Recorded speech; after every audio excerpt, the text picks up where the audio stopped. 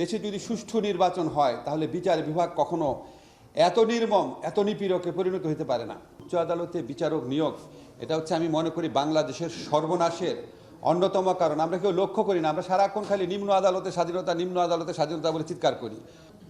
নিয়োগের সময় যদি জয় বাংলা বা জিন্দাবাদ বলা লোক শুধুমাত্র বিচারক হবে এটা নিশ্চিত হয়ে যায়, তখন তো আর ওই উচ্চ আদালতের কাছে আপনি কিছু আশা করতে পারেন না। দেশে 5 বছর পর পর নির্বাচন হলে জনগণের রায় প্রকৃতভাবে প্রতিফলিত হলে বাংলাদেশে যে অত্যাচারী দলগুলো আছে, শাসক দলগুলো, তারা এতটা অত্যাচারী হতে পারে না। এটা আমরা 91-এ দেখেছি, 96-এ দেখেছি, 2001-এ দেখেছি। সরকার পক্ষ থেকে এমন কথা শুনেছি যে একটু ভালো কিছুদিন জেল খাটুক না, এত বড় একটা অপরাধ করেছে। আসলে সে কোনো অপরাধই করে নাই। অপরাধ করেছে কি করে না এটা আদালত প্রমাণ করবে। কিন্তু আওয়ামী আমলে একটা প্রবণতা চালু হয়েছিল, দোষী সাব্যস্ত হওয়ার আগেই, অপরাধের বিচার হওয়ার আগেই দিনের পর দিন জামিন নাকচ করে মাসের পর মাস বছরের পর বছর জেলে রাখা। এবং আপনারা দেখেছিলেন মুশতাকের মৃত্যু হয়েছিল, ডিজিটাল সিকিউরিটি এক মামলার এক আসামি, কি নির্মম কি করুণভাবে তার মৃত্যু হয়েছিল। মানে বাংলাদেশের জুডিশিয়ারি হয়ে গিয়েছিল নির্যাতন, নিপীড়ন এবং মানবাধিকার লঙ্ঘনের একটা হাতিয়ারে পরিণত করা হয়েছিল এটাকে। তা আমি একজন খুব সাধারণ মানুষ মনে করি নিজেকে। আমি সবসময় বলতাম দেশে যদি সুষ্ঠু নির্বাচন হয় তাহলে বিচার বিভাগ কখনো এত নির্মম এত নিপীড়কে পরিণত হতে পারে না। মনে আছে সেলিম ভাইরা মাঝে মাঝে বলতো জ্বলন্ত করুণ থেকে কি ফুটন্ত করায়। কিন্তু আমার একটা থিওরি আছে, আমি আজকেও বলে যাই, দেশে 5 বছর পর পর নির্বাচন হলে জনগণের রায় প্রকৃতভাবে প্রতিফলিত হলে বাংলাদেশে যে অত্যাচারী দলগুলো আছে, শাসক দলগুলো, তারা এতটা অত্যাচারী হতে পারে না। এটা আমরা 91-এ দেখেছি, 96-এ দেখেছি, 2001-এ দেখেছি। যখন নির্বাচন বলেই কিছু না থাকে, আমার তো কারো কাছে জবাব দিতে হয় না, ইচ্ছা মতো নির্যাতন শুরু হয় তখন। এটা একটু বলে রাখলাম, সব সংস্কারের মূলে যেন আমাদের নির্বাচন ভাবনা থাকে, স্মুথ ট্রানজিশন অফ পাওয়ার হতে হবে। এটা হচ্ছে সবচেয়ে ফান্ডামেন্টাল শর্ত। গণতন্ত্র বলেন, মানবাধিকার বলেন, আইনের শাসন বলেন, এটা হচ্ছে বেজ।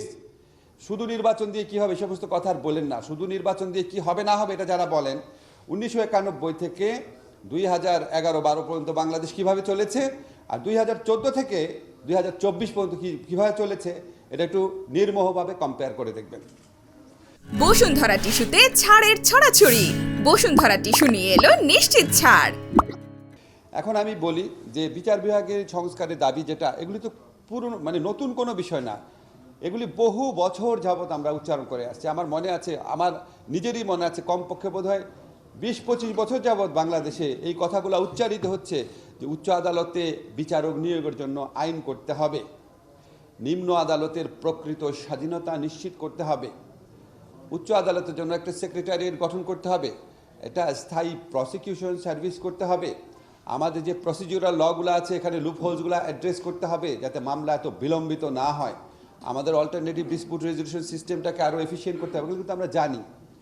এখন তারপরও যখন আমরা একটা সংস্কারে যাই, আমরা সংস্কার কমিশন হয়েছে, আপনারা দেখেছেন বিচার বিভাগ সংস্কার কমিশন হয়েছে। তো আমি যখন এখানে দায়িত্বপ্রাপ্ত হয়েছি, আমার কাছে মনে হয়েছে আমি এখানে আসলাম কেন। If I can't make any difference, আমার তো আসার দরকার নাই। তো আমার খুব হতাশ লাগতো, এই সংস্কার কমিশন কবে রিপোর্ট দিবে, পলিটিক্যাল পার্টির সাথে ডায়লগ হবে, তারপর আমি কি আর সময় থাকবে। ফরচুনেটলি আমি সংস্কার কমিশনের সাথে কথা বলেছি, আমাদের চিফ অ্যাডভাইজারের সাথে কথা বলেছি। উনি বলেছেন যেসব বিষয়ে অলরেডি জাতীয় ঐক্যমত্য আছে সেটা করে ফেলো, দেরি করার দরকার নাই। তারপর আমরা সংস্কার কমিশনে আপনাদেরকে জানাতে চাই, বিচার বিভাগ সংস্কার কমিশনের পারমিশন নিয়ে ওনাদের সাজেশনের ভিত্তিতে আমরা কিছু সংস্কার করছি। কয়েকটা জিনিস জানিয়ে দিয়ে যায় এখানে। একটা হচ্ছে উচ্চ আদালতে বিচারক নিয়োগ, এটা হচ্ছে আমি মনে করি বাংলাদেশের সর্বনাশের অন্যতম কারণ। আমরা কেউ লক্ষ্য করি না, আমরা সারাক্ষণ খালি নিম্ন আদালতে স্বাধীনতা নিম্ন আদালতে স্বাধীনতা বলে চিৎকার করি। নিম্ন আদালতের স্বাধীনতা বলতে আমরা বুঝি যে উচ্চ আদালতের কাছে তার জবাবদিহিতা থাকবে, এটাই তো। এখন উচ্চ আদালতে যদি হয় সবচেয়ে দুর্নীতিগ্রস্ত, সবচেয়ে মানে পলিটিক্যাল পার্টির প্রতি সবচেয়ে লয়াল, সবচেয়ে দলবাজ, তাহলে এই নিম্ন আদালত স্বাধীনতা দিয়ে আপনি কী করবেন? ঠিক না? তাহলে প্রথম আমাকে ফিক্স করতে হবে উচ্চ আদালত। উচ্চ আদালত ফিক্স করতে হলে প্রথম যেটা করতে হবে সেটা হচ্ছে নিয়োগটা ঠিক করতে হবে। নিয়োগের সময় যদি জয় বাংলা বা জিন্দাবাদ বলা লোক শুধুমাত্র বিচারক হবে এটা নিশ্চিত হয়ে যায়, তখন তো আর ওই উচ্চ আদালতের কাছে আপনি কিছু আশা করতে পারেন না। ফলে এটা খুবই ভাইটাল এরিয়া।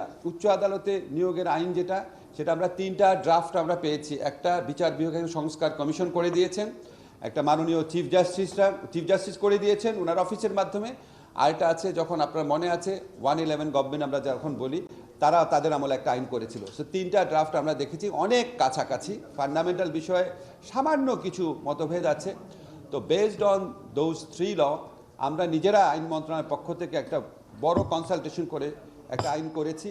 এই শনিবার ইচ্ছা আছে আপনারা যারা আইনবিদ আছেন, রাজনীতিবিদদের মধ্যে যাদের আইন সংশ্লিষ্টতা আছে, আমরা শামীম পাটোয়ারিকে ডাকলে জাতীয় পার্টির ভিউটা আমরা পাবো।